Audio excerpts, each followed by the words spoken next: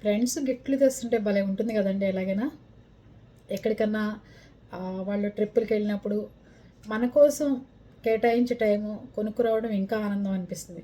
నేనైతే ఏ విదేశాలు వెళ్ళినా ఎక్కడికి వెళ్ళినా ఫస్ట్ నేను కొనుక్కునేదానికంటే కూడా గిఫ్ట్లు తేవడానికి ఎక్కువ ఇష్టపడేదాన్ని.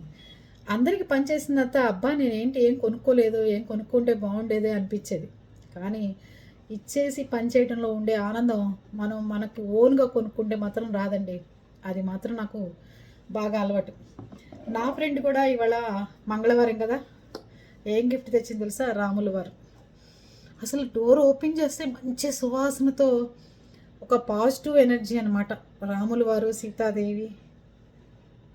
బా, నాకు బాగా నచ్చిన గిఫ్ట్ ఆయన పాదాలు.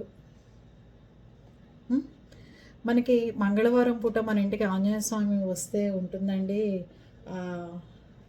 నిజంగా ఆ ధైర్యం. అందుకని మీకు కూడా చూపించి మీ అందరికి కూడా రాముల వారి కుటుంబ ఆశీస్సులు, ఆంజనేయ స్వామి ఆశీస్సులు ఉండాలని మనస్ఫూర్తిగా కోరుకుంటున్నాను. ఎప్పుడైనా మన కోసం ఒకళ్ళు టైం కేటాయించి తెచ్చే గిఫ్ట్లు చాలా బాగుంటాయి, చాలా విలువైనవి. అలా ఇచ్చేవాళ్ళని, అలా మీకోసం టైం కేటాయించి మీకు కొనాలి అనుకున్న వాళ్ళని దూరం చేసుకుంటే ఎప్పటికీ గిఫ్ట్లు కొనేవాళ్ళే ఉండరు. అందుకని ఎవరినైనా సరే మంచిగా ఆదరించండి. ఇలాంటి మన కోసం టైం కేటాయించి బలానా వాళ్ళకి బలాంతి తీసుకెళ్ళాలి అనుకున్న వాళ్ళకి ఎంతో విలువనివ్వండి. అర్థమైందా?